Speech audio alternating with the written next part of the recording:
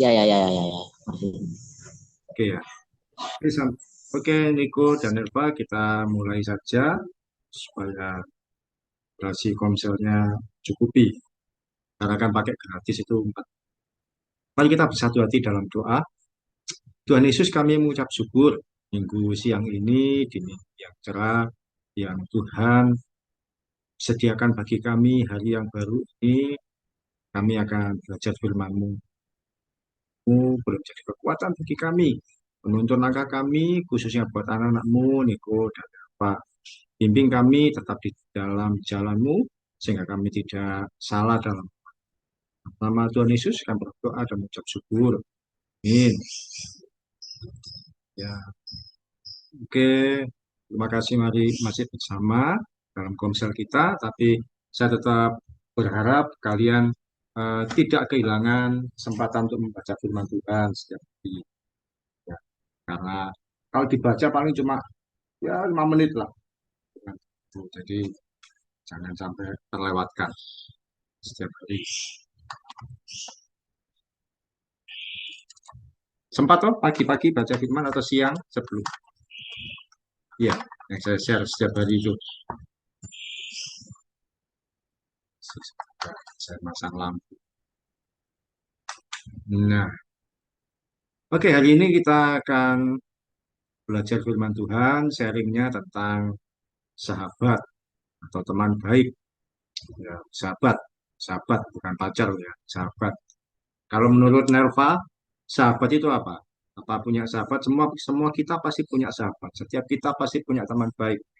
Apakah sejak kecil atau sampai sekarang. Saya pun juga dalam perjalanan hidup tentu punya sahabat. Mulai SD, SMP ada juga kan sampai sekarang. Bahkan ada juga orang yang punya sahabat sejak kecil sampai dia dewasa. Menurut saya, sahabat saya kadang-kadang SD berbeda, SMP berbeda. Tapi ada juga sejak SMA sampai sekarang masih berhubungan baik. Tentu kalian juga punya sahabat. Nah, kalau menurut Nelva, apa sih, mana Nelva? Apa arti sahabat menurut Nelva? Atau Nelva atau Niko dulu, silakan. Kalau menurut Niko, apa yang dimaksud dengan sahabat? Teman masa kecil yang baik. Teman masa kecil yang baik. Situlah, boleh. Nelva, menurut Nelva, apa sih arti pengertian sahabat menurut Nelva? Sahabat kan Kalau teman. menurut saya, sahabat itu seorang teman yang selalu baik, selalu ada, terus selalu menemani kita dalam suka maupun duka. Sahabat, teman yang selalu ada dan menemani dalam suka dan duka. Oke, ya, saya share sahabat yang baik. Kita buka dari Amsal pasal 17 ayat 17. Ayat yang pertama, saya tulis di uh, PDF saya. Minta tolong dibaca. Nelva baca dulu boleh. Amsal 17 ayat 17. Amsal pasal 17 ayat 17. Amsal 17. Amsal 17 ayat 17. Seorang sahabat menaruh kasih setiap waktu dan menjadi seorang saudara dalam kesukaran. Ya, kalau tadi eh, kata Niko, sahabat adalah teman sejak kecil, teman baik sejak kecil. Jadi menurut Eva adalah teman yang selalu ada, suka dan duka. Dalam firman Tuhan, sahabat tertulis di Amsal 17 ayat 17. Saya simpulkan kalau menurut firman Tuhan, sahabat itu apa? Seorang pribadi, teman dekat atau teman baik yang mengasihi kita setiap waktu dan menolong saat kita berada dalam kesusahan, kesukaran. Jadi, sesuai firman Tuhan. Dia mengasihi kita setiap waktu dan menolong saat kita berada dalam kesusahan. Itu adalah sahabat menurut pengertian firman Tuhan.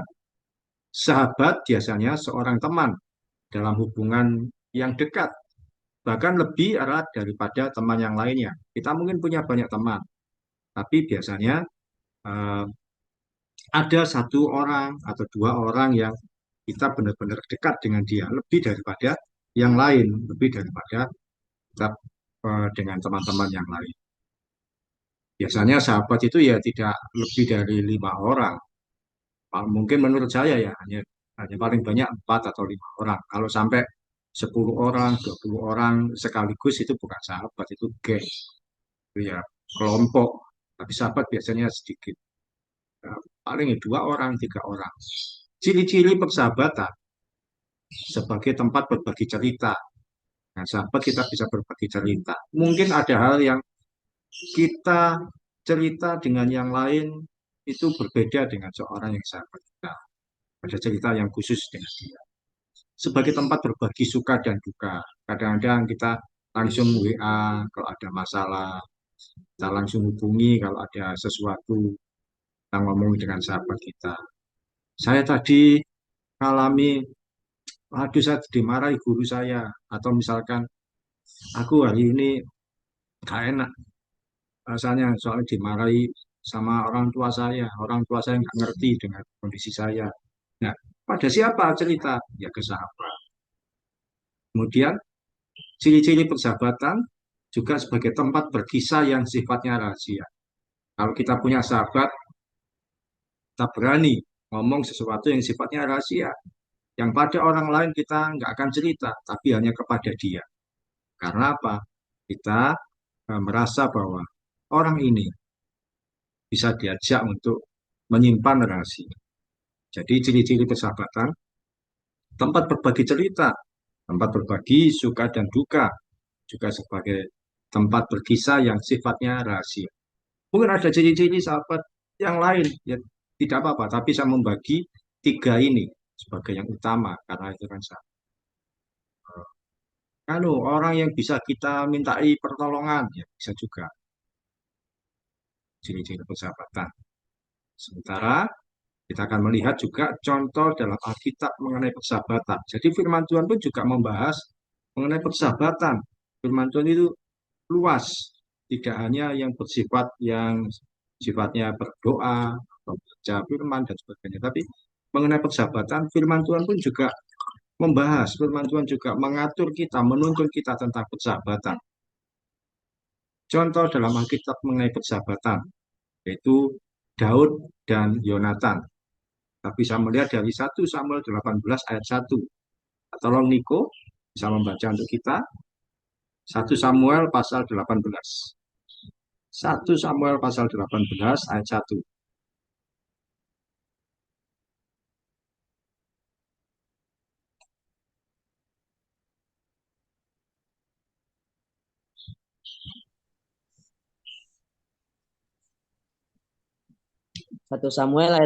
Satu Samuel berapa, Pak?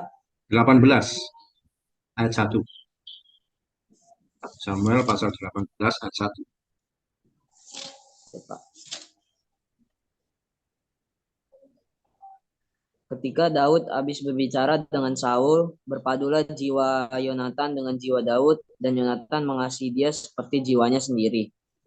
Ya, kata berpadu, jiwanya berpadu itu artinya saling mengerti, saling klop, nyambung. Kalau kalian punya sahabat, punya teman baik, teman dekat, rasanya kan enak. Kita ngomong apa, dia ngerti yang kita alami. Kita ngomong sesuatu, nyambung. Terus merasa bahwa, oh iya, kok klop ya ngomong dengan dia. Itu yang dimaksud dengan Daud, jiwa Yonatan berpadu dengan jiwa Daud. Dan Yonatan mengasihi Daud seperti jiwanya sendiri. Karena saking dekatnya mereka. Yonatan anak Raja Saul, Daud seorang yang bekerja di istana, di istananya Saul. Karena dia juga habis mengalahkan Goliat. Dia bekerja di sana dan mereka dekat karena usianya tidak jauh berbeda. Mereka berdua menjadi contoh sahabat yang bersifat abadi dan bisa diteladani. Kalau sampai hari ini eh, orang berkhotbah atau menyampaikan tentang persahabatan dari Alkitab, pasti menuju pada Daud dan Yonatan. Daud mengikat persahabatan yang baik dengan Yonatan. Mereka saling melindungi dan menjaga apa yang harus disampaikan atau diperbuat. Kalau kalian mengikuti kisah tentang Daud di istana Saul, Raja Saul itu begitu membenci Daud sampai mau membunuh. Tapi Yonatan mesti membocorkan ke Daud, ayahku marah sama kamu, kamu sembunyi. Atau satu kali berkata, situasi sudah aman, ayo keluar. Jadi Yonatan melindungi. Padahal eh, Saul adalah ayahnya sendiri, tapi Yonatan tidak mau melihat sahabatnya celaka. Contoh mengenai persahabatan adalah Daud dan Yonatan.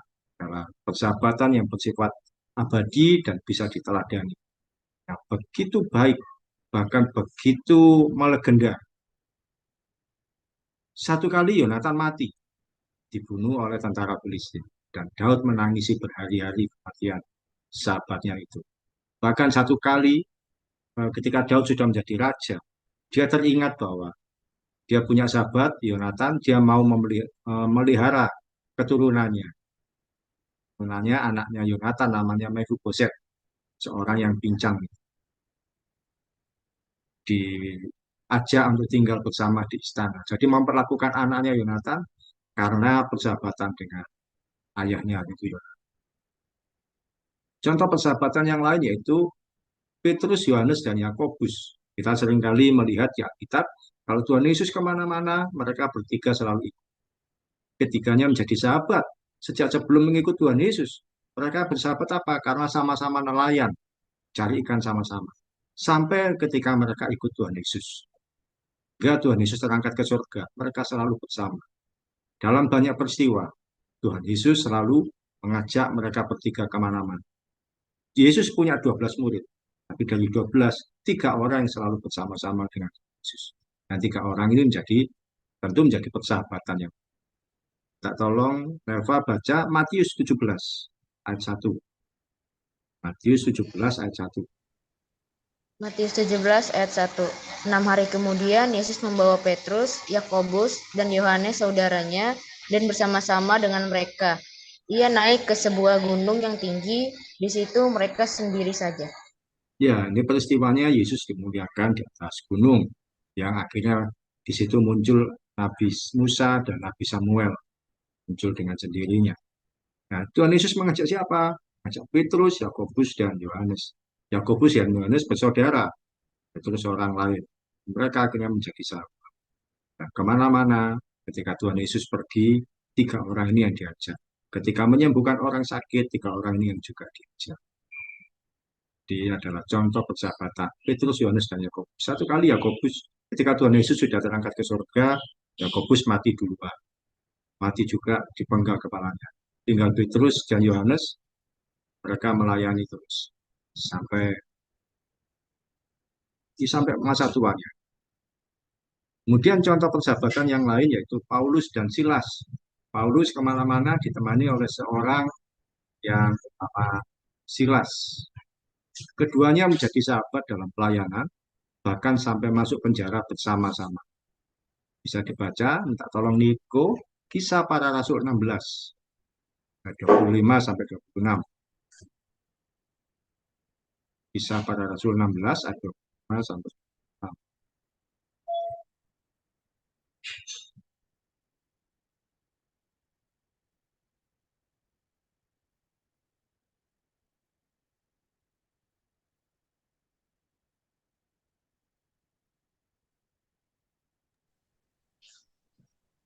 Kisah Para Rasul 17 16, ayat 16. 16. Kisah Rasul 16 Oh, 16.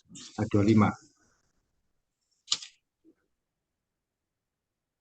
25 sampai Tapi kira-kira tengah malam, Paulus dan Silas berdoa dan menyanyikan puji-pujian kepada Allah dan orang-orang hukuman lain mendengarkan mereka.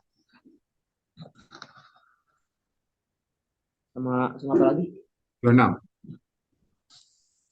Akan tetapi terjadilah gempa bumi yang hebat sehingga sendi-sendi penjara itu goyah, dan seketika itu juga terbukalah semua pintu dan terlepaslah berlenggu mereka semua.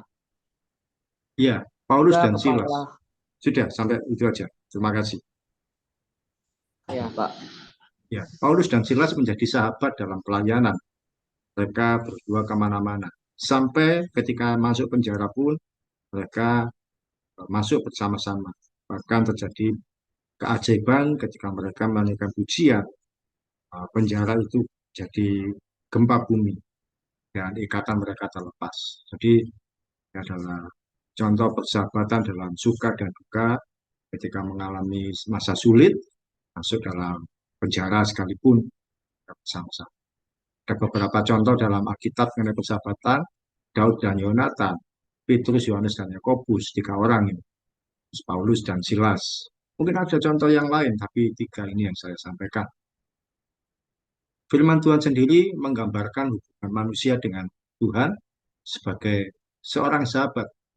Sebenarnya hubungan kita dengan Tuhan itu meningkat sebagai anak, kemudian juga sebagai sahabat. Tuhan Yesus berkata bahwa akulah sahabatmu. Ada firman Tuhan Yohanes di kitab Yohanes pasal 15. Dan juga nantinya kita menjadi kekasihnya Tuhan atau mempelai. Ada beberapa hubungan yang sebagai sahabat digambarkan sebagai berikut. Tuhan berbicara dengan Musa seperti dengan temannya. Saya akan bacakan dari Keluaran 33, 11. Keluaran 33 ayat 11. Jadi ini adalah hubungan Tuhan dengan manusia pun seperti sahabat. Keluaran 33 ayat 11. Dan Tuhan berbicara kepada Musa dengan berhadapan muka, seperti seorang berbicara kepada temannya. Kemudian kembalilah ia ke perkemahan. Tetapi abdinya, Yosua bin Nun, seorang yang masih muda, tidaklah meninggalkan kemah itu. Jadi Tuhan berbicara kepada Musa seperti seorang berbicara kepada temannya sendiri.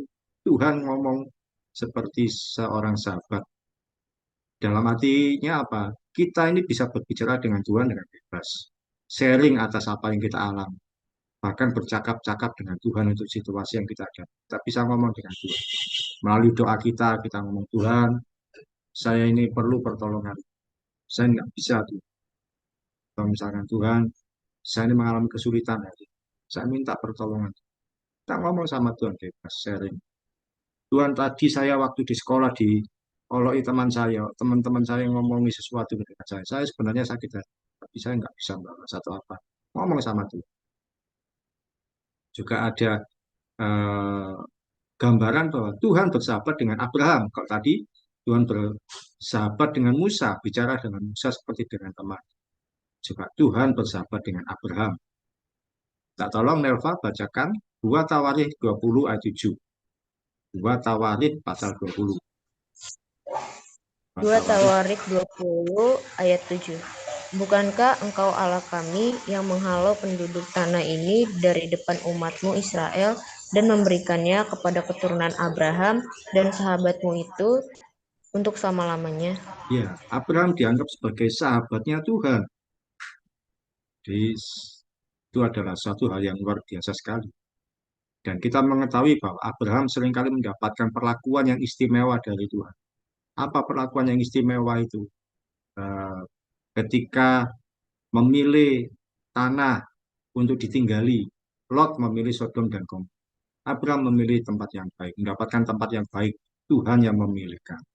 Bahkan yang kita paling tahu yaitu ketika Abraham punya anak di usia yang sudah tua, usia 100 tahun, dia mendapatkan anak bisa.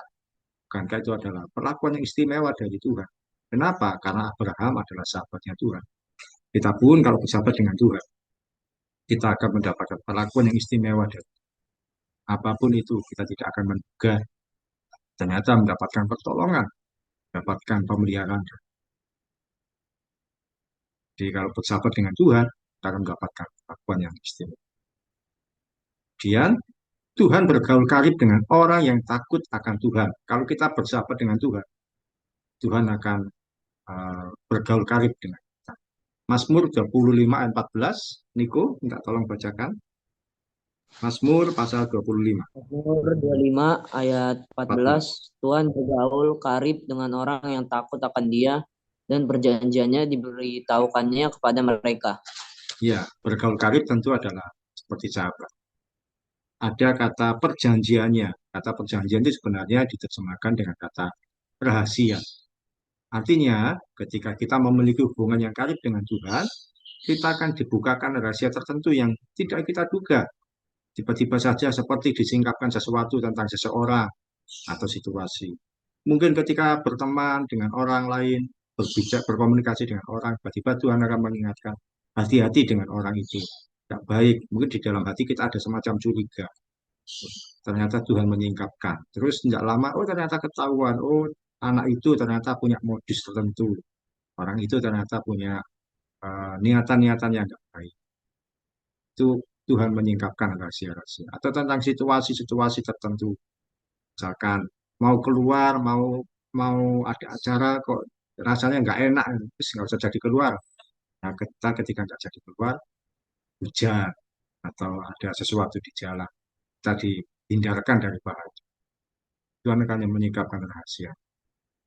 Dan yang terakhir, hubungan Tuhan dengan kita bahwa Tuhan Yesus sendiri menganggap kita ini sahabat.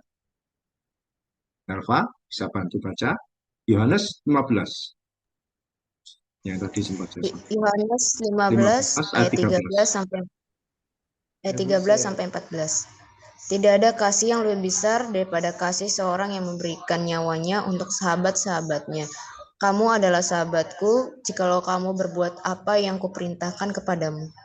Ya, Tuhan sendiri menganggap kita adalah sahabat. Bahkan dikatakan seorang sahabat mau memberikan nyawanya. Tuhan Yesus adalah sahabat yang terbaik bagi kita. Lebih dari apapun dan siapapun. Dia tidak menyayangkan nyawanya untuk kita dari kebinasaan. Dia sudah mati untuk setiap kita sebagai sahabat yang paling baik. Sahabat yang lebih baik dari siapapun. Yang menjadi penolong bagi kita. Mati bagi kita. Menyediakan dirinya untuk kita. Maukah kita menjadi sahabatnya Tuhan? Kalau kita menjadi sahabatnya Tuhan, kita akan dibela, dilindungi, ditolong, dipelihara, dan diperlakukan khusus. Kita akan dibuat berbeda. Sama seperti kalau kalian punya sahabat, kalian akan memperlakukan berbeda sahabat kalian. Tuhan Yesus sebagai sahabat yang tidak akan mengecewakan kita. Dia mengasihi, menyayangi, dan menerima kita apa adanya. Dia Tuhan yang mau menerima kita, mengasihi kita, dan menyayangi kita. Komsel hari ini kita akan tutup dengan sharing sebentar. Ceritakan apakah kamu punya sahabat, terus kalau boleh sebutkan namanya dan mengapa kamu mau bersahabat dengan dia. Mungkin salah satu sahabat saja. Bisa dari siapa? Nelva dulu, silakan. Apakah punya sahabat? Kalau ada, siapa namanya dan mengapa kamu mau bersahabat dengan dia? Kalau saya punya sahabat namanya Hana. Dia teman kecil saya dari mulai kecil banget. Jadi saya mau sahabatan sama dia tuh karena gimana ya, sering bareng, terus dia juga kalau diajak cerita nyaman gitu kan, kalau apa sering ngasih saran yang baik gitu. Sampai sekarang masih bersahabat. Iya, sampai sekarang masih bersahabat. Tapi beda sekolah apa? Sama? Beda sekolah, selalu beda sekolah. Selalu beda Sekarang udah sekolah. jauh. Sahabat saja SD, Dari kecil. karena rumah kita dulu deket, jadi dari mulai belum sekolah, Pak. Oh, dulu rumahnya dekat, tapi beda sekolah. Iya gitu. Luar Iya. biasa, ya. Jadi seorang sahabat yang baik, dia nyambung, diajak cerita, dia suka. Bahkan kalau perlu, seorang sahabat itu biasanya dia berani menegur kita. Kalau orang lain mungkin nggak berani, tapi ketika sahabat ini bisa menyatakan kesalahan, kita menerima. Kalau Niko, yang sahabat kan? Ada Pak, Berapa? ada Ada. namanya Rafael dari temenan dari TK Tuh, teman sampai jadi sekarang. sampai sekarang. Tapi sekarang beda sekolah juga. Beda sekolah satu gereja. Oh, satu gereja. Kenapa kamu mau berteman dengan Rafael, sahabat dengan dia? Karena dia asik dan juga frekuensi. Frekuensi. Satu frekuensi. Ya, Ya, kita tentu punya alasan masing-masing mengapa saya bersahabat dengan dia. Dan biasanya itu adalah kenyamanan kalau bertemu dengan, kalau apa, memiliki pertemanan dengan dia. Dibandingkan dengan yang lain, dan dengan satu orang ini, kalian bisa nyaman, nyambung, nah, tidak ada hal yang jadi rahasia.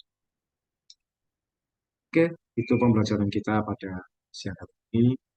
Baik, sahabat yang baik, firman Tuhan, juga kita bisa terapkan atau lakukan dalam kehidupan kita sehari-hari. Oke, Elva bisa tutup doa untuk pertemuan kita siang hari ini. Bisa, Pak. Mari kita bersatu dalam doa. Tuhan, terima kasih ya Bapak untuk kesempatan hingga pada siang hari ini kami masih dapat berkumpul untuk komsel hari ini Tuhan. Tuhan, kami telah mendengarkan firman-Mu, biarlah firman-Mu bisa menjadi rema dalam kehidupan kami pribadi lepas pribadi. Tuhan, kami juga mau berdoa untuk Pak Oki Tuhan dan keluarganya. Tuhan, untuk apapun segala usaha pekerjaannya Pak Oki, Engkau Tuhan yang selalu memberkati Tuhan, Engkau juga yang selalu mencukupkan untuk segala kebutuhan dan keperluan Tuhan.